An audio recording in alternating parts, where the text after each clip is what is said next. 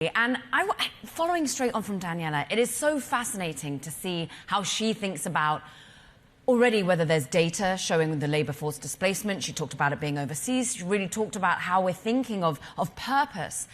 So I give you the two choices, a choice of abundance and utopia or one of existential crisis and risk. Where does Mary Daly or where does the San Francisco Fed sit on where the economy is, utopia or demise through AI?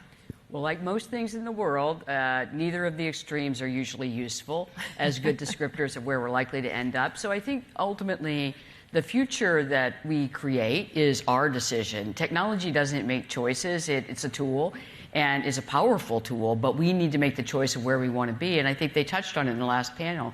Daniela talked about that, about how you have to think about what do you want this to do for you and what do you want a life that comes from it. And that's where we are. So I'm enthusiastic about what the models and tools can do.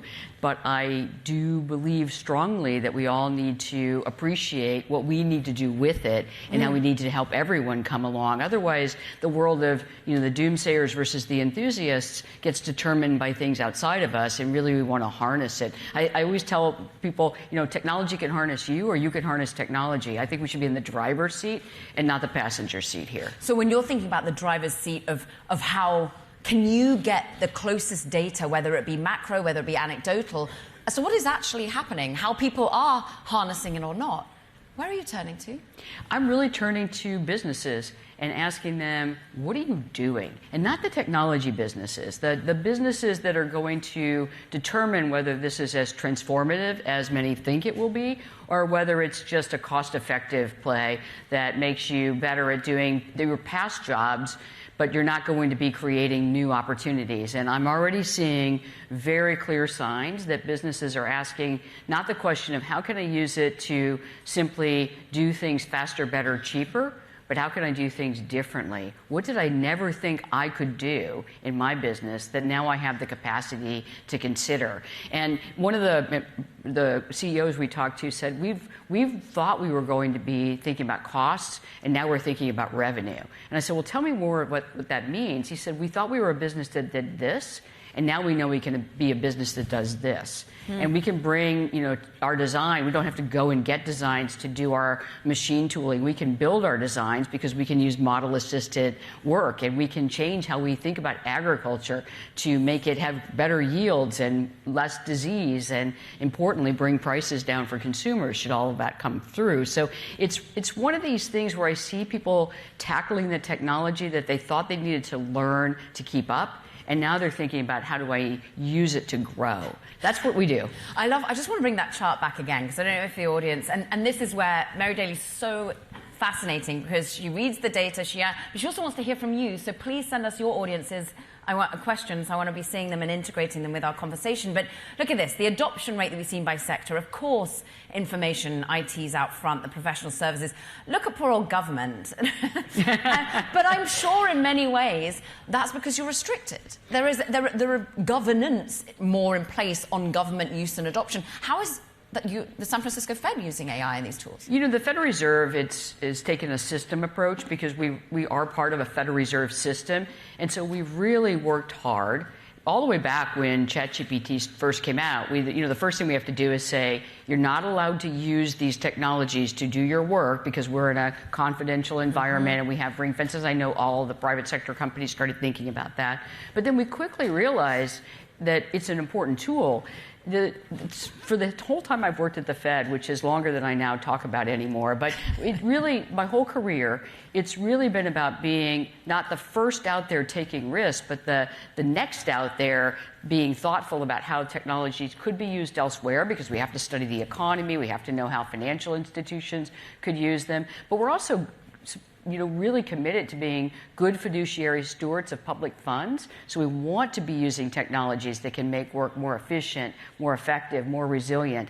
But we're recognizing constantly, even though you're right, we are regulated, but we're also self-regulating in this way. We are fiduciary stewards of public funds, but also fiduciary stewards of public trust. So we're always balancing how do we continue to modernize while we're making sure we're safe and we're sound and we're doing our work well with a human in the loop. That's what we always think about. Humans got to be in the loop. Well, then for us humans who are wondering how we bring it more into our personal life, into our professional lives, but how we bring others along, what are you seeing in adoption rates within those that you work with, not just those that you're going out and talking to? How are you seeing your own colleagues feeling empowered to use it or feeling totally distrustful of it? You know, well, we've been on this journey for a while. We, all the way back starting in 2023 and thinking about this in San Francisco. We've got lots of ambassadors for this, but on any growth curve or maturity curve, there's the early adopters, the enthusiasts. I'm probably one of those. I'm using all the models I can get on my private device, thinking about how I can do practice. Can I run my equations that I've written down much faster? Can I estimate models better? Can I code faster? All of this type of thing. But the important thing is we quickly built a sandbox in the Fed where we can do these things safely and people can practice. Well, that means that it's not just the leaders who are using it and saying you must use it or you should use it. It's actually ground up as well. And so there's the enthusiasts, the early adopters, and then you bring the others along. And I would say that we have, and I feel proud of this at the system level, we have taken this as it's the individual's responsibility to invest in him or herself, but it's also the organization's responsibility to make sure we're training the workplace that's ready for tomorrow, not just the workplace that's ready for yesterday. And so thinking about how we enterprise train people on these tools in a safe and sound way, making good judgments. It's also, you don't need generative AI for every single task. We've long been using machine learning and robotic process automation. You can use older technologies like those, which seemed new and cool before. You can use those older technologies to do your work well. And so I think it's just a matter of helping people in our organization. We've got widespread adoption at this point, helping people understand that when you get down to it, it's not just about learning a tool, it's about seeing how it can benefit you. And one of the ways we think that we can change business processes is have people who are actually in the work innovate within that space, but do it in a safe and sound way by having a group of people take a look at that and say, do we want to take this to scale across the enterprise? Yeah. Or is this just a one-off thing that was nice to experiment, but it's not going to give ROI? Well, ROI is so front and center, has been for the last couple of years, and still we're waiting for that tangible data that shows that productivity is really at an inflection point. And from your perspective, is it about the reskilling, the training, from a government perspective, a public perspective, a private, me as an individual perspective, that's holding us back? Why haven't we seen it in the data? Well, the very first thing to know is that there's this famous phrase that productivity growth is everywhere except in the data. The data itself at the aggregate level that we collect, that's a true thing that was said by Robert Solow. It's just like this is important because it always happens. Where the productivity growth is starting to take place, the productivity gains, but in order for that to get to the aggregate level, it has to be across a wide group of individuals and firms. So we are seeing evidence in particular firms, in particular sectors, where you're already seeing those gains. But we haven't seen it at scale yet, in part because if you think back to, I'm going to use an historical example. They're not perfect guides, but I think it's useful. Think of electrification.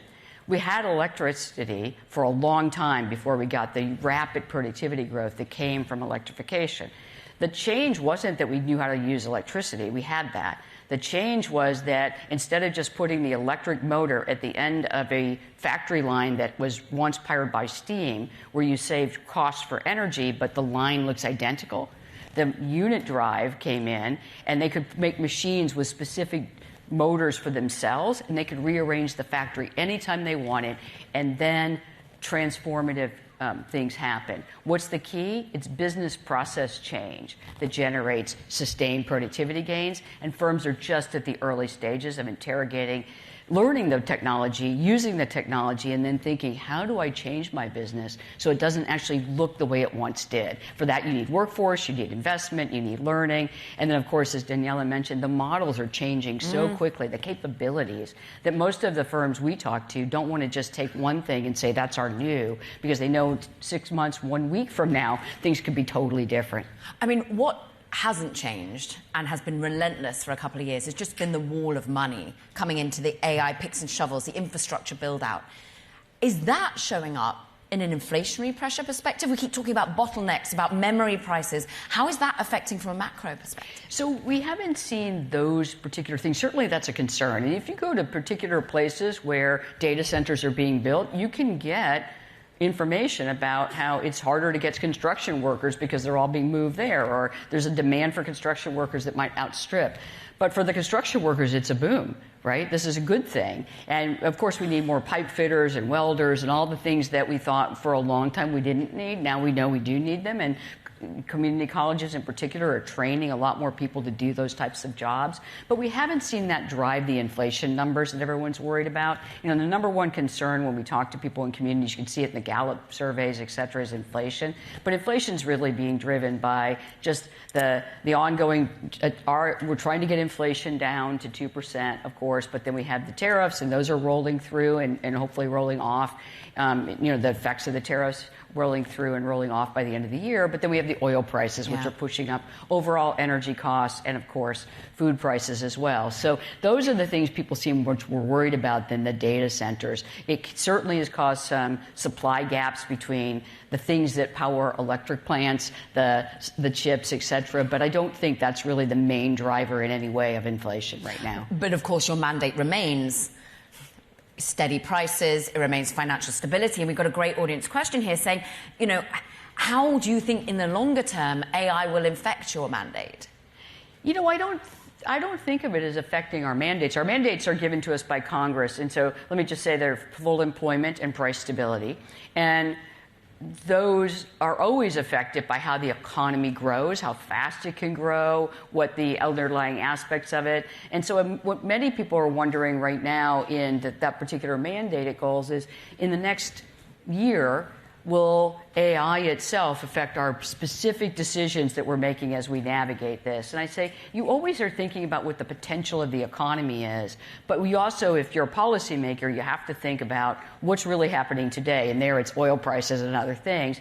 And then there could be this idea that maybe the job market won't be as robust as it's been in the past because AI will do so much. So far, we have seen mostly AI, generative AI, being used to augment workforce rather than replace workforce. Now, it is absolutely true that if coding is easier, you won't need as many coders. But what we're hearing from firms that use coders is they're hiring new coders, new types of coders. So net hiring's going up or hasn't fallen very much. It's just the skills you need are different. And so the responsibility for all of us is to think, how do we provide training for people so that and it's not going to be like any one component. You're going to have individuals saying, I want to invest in myself and learn these new skills. Companies saying, well, how do we mobilize our workforce by providing training? And the public sector asking, what do we need for our nation? And I think those three things together, individual, private, and public, together thinking about what's our journey forward as we make sure this workforce is ready, and that anyone who used to do this job and now has to do these kinds of things can prepare themselves to do those. Dare I push us into the 5-10-year landscape? And what we're hearing from your new Fed chair, Mr. Walsh, is that maybe it could be deflationary in the longer term. It could be, absolutely. Are you abiding by that, you think? Yeah, I think, one of the things that's true about technologies is when you invest in them, the investment comes first, right? You have to invest in the capital, the infrastructure, the technology itself, and then you invest in the people so that they're ready. And investments often compete for resources. Yeah. That is the early part. Then the next stage is, where do you start to get the gains? But if it is as transformative as some of the other technologies have been that we call transformative in our history, then you absolutely start seeing productivity gains, and that means the pie grows faster, and things can fall in value and fall in prices, and inflation can be deflationary. And the timing is really what matters. So, you talked about the 5 and 10 year landscape. We're talking about the 12-month landscape when we're thinking about policy decisions we have to think about today. And then we're thinking about the 5 and 10 of where we're heading.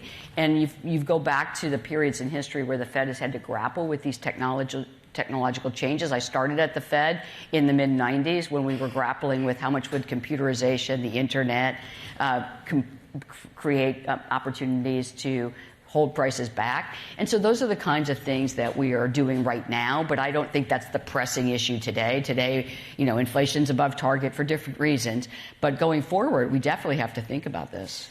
In the news, unfortunately, we're thinking about the next day or the next week. This time next week, we know that SpaceX is going to be pricing. We've got a wall of money desperately trying to come into these public companies. We've got assets at near record highs, if not at them. Is that ever a cause for concern for you or the Fed? You know what, we certainly, the Federal Reserve System, you can see that we release twice a year our quantitative surveillance kind of summary, but essentially we're always watching financial stability issues, but we are asking these questions. This is a question I ask. What is the value of the work being done behind that? And I think it's really hard to trace back and say that the technologies that people are investing in aren't valuable. We see them in your personal life. I'm sure all of you, if you're at a tech conference, are using AI, for your personal life and your business, et cetera, just thinking about it. And the more you use it and this rate of change you see it making, the more you recognize there's a possibility. So I think there's there, right? Is there potentially some, change Bubble? I do not use, there's two words I don't use, and I'm not saying them, but one of them is that word. What's the other? It starts with an R. And so, but seriously, we don't talk about these things. No, in all seriousness, I think that it's, think about the conversations we're having, and a lot of times you hear conversations about AI is going to save everything. Nothing else will ever be bad again because we have AI. And on the other side of it, you hear AI is going to destroy everything. You also hear that, oh my gosh, it's a B word. Oh my gosh, it could cause this word. Nobody will work. And I just would caution all of us from staying at these extremes, because the hard work, the work that is going to determine what our future looks like with this technology, is all in the middle. It is nowhere in their extremes. It's about thinking, okay, if we use this and these people don't do these jobs anymore, what do they do? And if you look back on history and you wonder, why did technologies have a negative outcome on society when over time they had a positive outcome, electrification? It's often because the people who were being displaced didn't have an opportunity to grab another rung. And I think it's really incumbent on all of us to think, how do you enable opportunities so people can grab another rung, and how do you harness the technology so it can do work that we haven't been able to do, or thinking we haven't been able to do, And every week you open the news and you see another thing that AI has done for us that has made our lives potentially better. So let's not lose sight of that, while we also don't lose sight of what has to be done by all of us in order to make sure this is a positive rather than a negative experience.